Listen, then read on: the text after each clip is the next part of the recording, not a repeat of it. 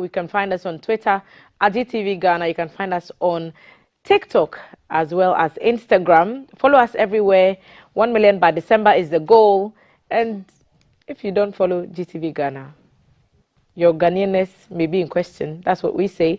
On this side of the breakfast table, I am Thelma Taki. Thank you for making the time. We're talking drugs on this segment. And the International Day Against Drug Abuse and Illicit Trafficking, also known as World Drug Day, is a day set aside annually by the United Nations General Assembly by Resolution 42112 of December 7, 1987 for member states to raise awareness of the risks and effects of drug abuse and illicit drug trafficking, and also to consider the most effective countermeasures. At the table this morning to help us understand what these issues mean, Reese Hakim Ojo, Deputy Greater Accra Regional Head of NACOC, and he's here to speak to us more on illicit drugs and abuse.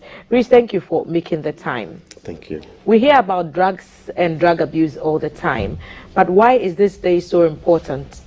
Okay, thank you. First of all, I will extend my greetings to your cherished viewers and to my Director General who is currently watching, and the Greater Accra Regional Head and the entire team at the Greater Accra Regional Office.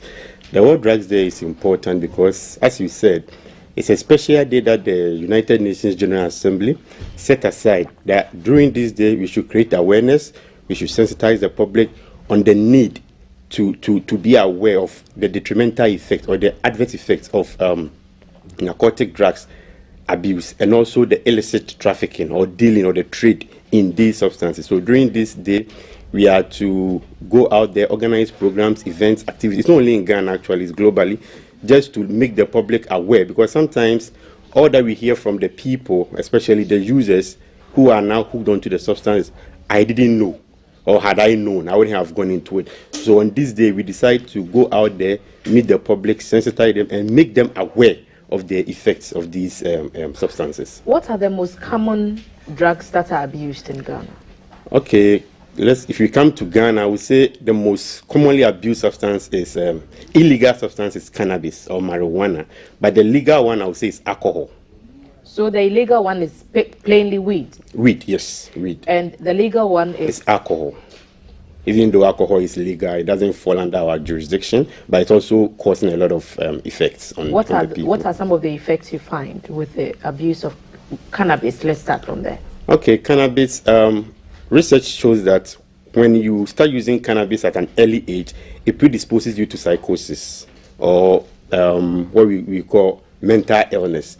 And there's also the possibility of you getting addicted or hooked onto the substance.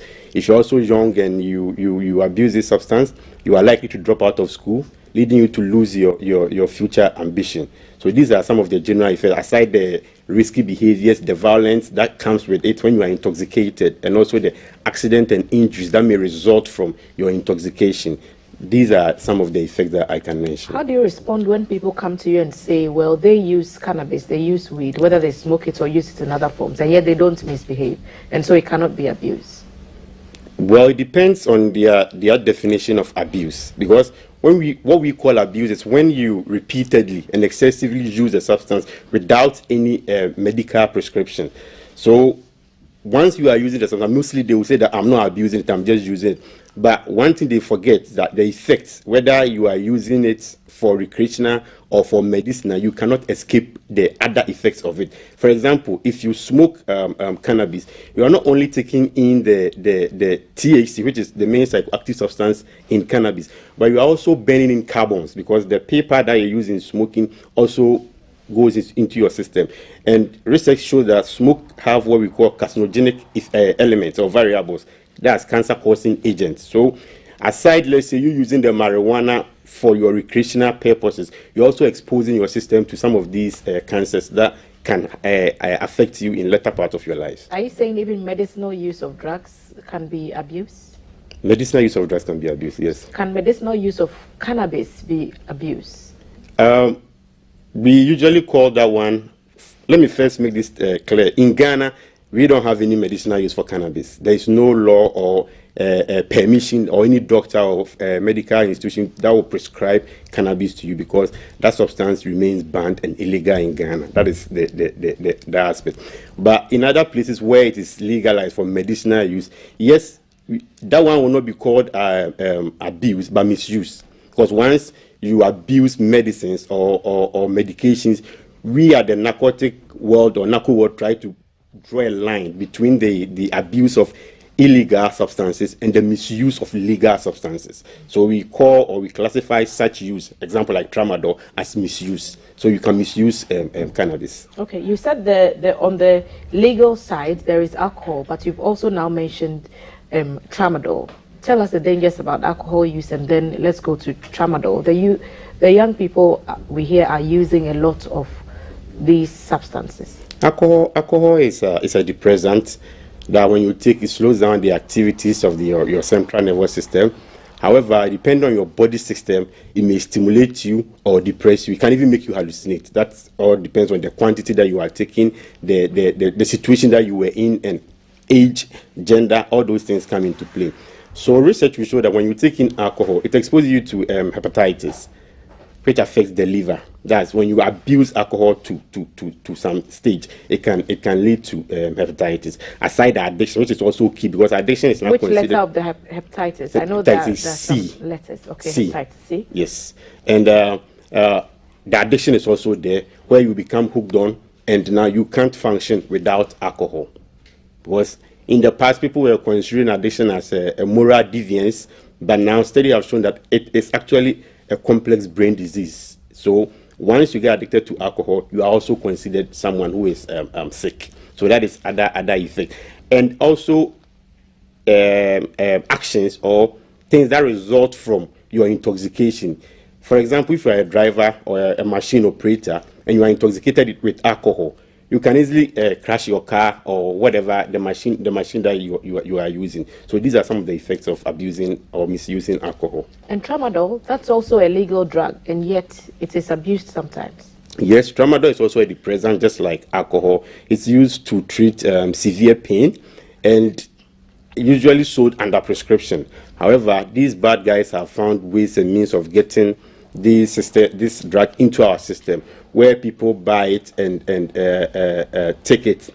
And because of the nature, tramadol is not supposed to be taken beyond certain milligram, and it's the doctors and the pharmacists who knows this. But because most of the time they purchase them illegally, and they don't even know, because they are already not in any pain. They are just using it for recreational purpose. They consume as high as 500 milligram, 200 milligram, and that's why you see some of them sleeping. And the danger is when they even mix it up into cocktails, because for example, they usually add them to energy drinks. Energy drink in itself contains caffeine, which is a stimulant, and tramadol being a depressant. So now a stimulant and a depressant is put together. So the signal, the message that is sent to the brain, it's a bit confusing. So now the brain is confused whether to stimulate or to depress. So it's kind of an up and down situation, and it can increase your heart rate. It can make you even convulsed, and people even collapse after taking some of these mixtures. So tramadol is equally deadly, even though it's a legal substance, but you are supposed to get it under strict prescription, where doctors will write for you. But now what we find is our youth mixing them with other substances and abusing them because of the high or the little kick that it gives once you take. I know that there are sanctions in place for persons who abuse drugs. Tell us about those. Okay, so section 36, 37, okay. Yes, 37 talks about the unlawful possession and control of narcotic drugs. And the subsection 2 says a person commits an offense in subsection 1, that's for use, and you are liable to a summary conviction, to a fine. So the fine is 200 to 500 penalty units. That's when you are caught using. How much is a penalty unit these days? A penalty unit, I think Ghana is now around 12 cedis. So that they will multiply that one by the 12, and that's the amount you will pay. However, if you fail to pay the 200 penalty units, then 50 months imprisonment will be given to you. That's if you're unable to pay the money. So that is for use. However, this section, there's a section that also talks about the fact that the court can also look at the situation and decide. That is 45 subsection 5, that without prejudice to subsections 3 and 4, the court that convicts a person for an offense committed under subsection 2 may make an order directing the person to seek treatment and rehabilitation. So what we are saying here is that when you are caught using, let's say, cannabis or marijuana, and the judge finds out that, okay, maybe you might be sick. So they send you or they refer you to a medical facility where a doctor will certify that indeed Kofi, that you are arrested for using cannabis, is actually sick in the head. He's addicted to cannabis. So in that case, then the court will not fine you or send you to 15 months in prison for failure to pay the fine, but rather refer you to a rehab center in consultation with the Minister of Health. So that is what is in now. So a doctor has to certify you as unwell, so in order to get treatment for abuse of drugs. Yes. But do we have national centers? What's the country's position on rehabilitation of persons found to be addicted to drugs? Yeah, that is a challenge, because as it stands now, Ghana as a country has no national rehab center. However, we have our 3 psychiatric hospitals that has units under them. So you go to Ankafo, you go to Pantan or Accra Psychiatric Hospital, they have units that takes in patients or people suffering from substance use disorder, and the capacity or what they can do is not even enough. And I think Korle Bu also has the addictive disease unit that also manages people suffering from addiction. And there are a number of private ones all scattered down south in Accra or down south of the country. So it means that when you go beyond Kumasi or the Ashanti region and you are suffering from substance use disorder, either you travel down or there is no hope for you. But currently, as part of our mandate, we are supposed to set up rehabilitation. So we are starting with what we call the drop-in centers across the country where people can come. So it's going to be like an outpatient facility. So you come in, then we meet you, we counsel you, we take you through certain counseling and conversations. Then you go, then you'll be reporting to the center from time to time. So that is what Narcotics Control Commission is embarking on as of now. But as I said earlier on, Ghana as a country has no rehabilitation center. Is it that you can check yourself into these facilities at Ankafo, Panta, and Accra Psyche, and the unit you mentioned at Korle Bu? Can you walk in and ask for the service, or do you have to be referred by a court? No, you can walk in. And what's the cost of treatment like? I may not be able to give the exact, but I know it's very expensive, especially with the private ones. They are very expensive, even though I might not have the figures. But you can walk in on your own if you feel, if your family member, your child is suffering from this disease, you can just take the person to the place. So NACOG appreciates the fact that addiction is a disease. Yes, please. So is there a conversation about putting treatment on the health insurance scheme? For now, I can't say yes, but as part of our mandate, we are to create, or we are to make substance use disorder a public health issue. So I believe once, through some of these engagements, once the awareness is created, I know the Ministry of Health and the people involved in making some of these decisions will factor that one in. I know you do a lot of school runs as well, and you address young people under different circumstances. Where should parents and society begin to educate young people about the dangers of drug abuse? As early as possible, because parents are the first point of socialization for the younger ones. And theory of social learning even makes us understand that we do not, or children do not do what you see, but they do what they see. So we learn from what we see. So as a parent, what are your actions at home? What do you do? Do you drink? Do you smoke before your younger ones? Then indirectly, you are making them become what we call the vulnerable non-users.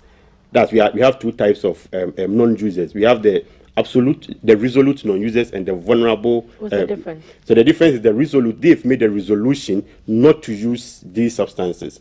But vulnerable non-user, even though not using the substance, is kind of ambivalent. That holds both negative and positive attitude towards the substance, because probably he sees his dad or his senior brother using the substance. So at the back of his or her mind, he or she thinks that, oh, maybe when I grow, I can also do this. Or because of the society or the environment they live in, they are kind of exposed to the substance. So those people become the vulnerable non-users. So as a society, what are we also doing to help? Because mostly these ghettos are located within societies. They usually like to hide in the bushes. So if in your locality you realize that there are bushes, what happens to our communal labor? Why can't we come together and clear the bush? If the place is dark, that is making the people have the convenience or comfortable staying there. What about lighting the place through the assembly or whoever is in charge? So this is what the society can also do to help the fight against Tell us about this year's celebration. What's the theme? Where is it happening? Okay, this year's celebration, the theme is People First, Stop Stigma and Discrimination, Strengthen Prevention.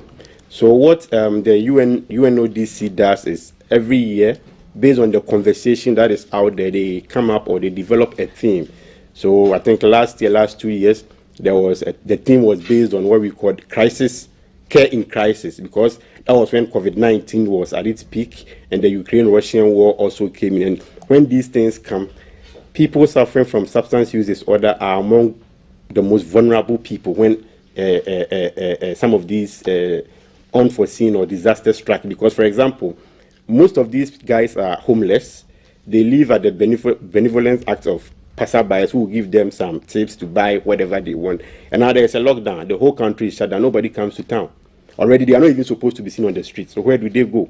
So it became a bit difficult for them during those periods. And because of the stigma that we often associate or attach to them, nobody also wants to come to their aid, because we see them to be criminals, we see them to be violent. But no, at that moment, that is when they need love and care. We need to be empathetic towards them. So instead of pushing them away, now the team is saying we should put them first. So people first. So any policies, any rules that we are making as a country, it should be people oriented. We shouldn't just like a country, Philippines president once declared that if it's about drugs, shoot and kill.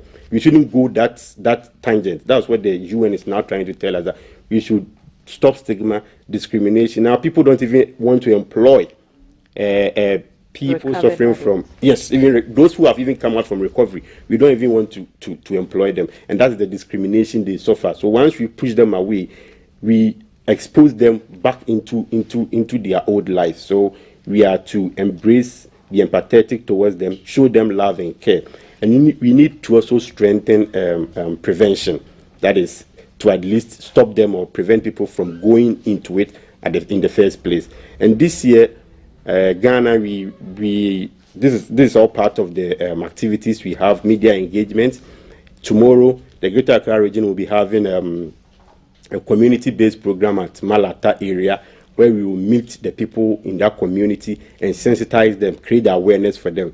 But nationally, we will be having our Grand Derby on Monday at the Alisa Hotel, where my Director General and management will be there to engage media and invited guests on some of these information. He will give his keynote address. That's on Monday. Saturday, I'll take this opportunity to also invite the public. Saturday is a health walk and roadside campaign that is taking place at Ayi Mensah to Peduase. So we meet at 5:30 a.m. at the Ayi Mensah toll booth. Then we climb up to the Peduase to keep fit and at the same time create awareness on the adverse effects of drug abuse and illicit drug trafficking. Reese, we wish you well in all these activities. Thank you. We pray that you get the impact that you're looking for.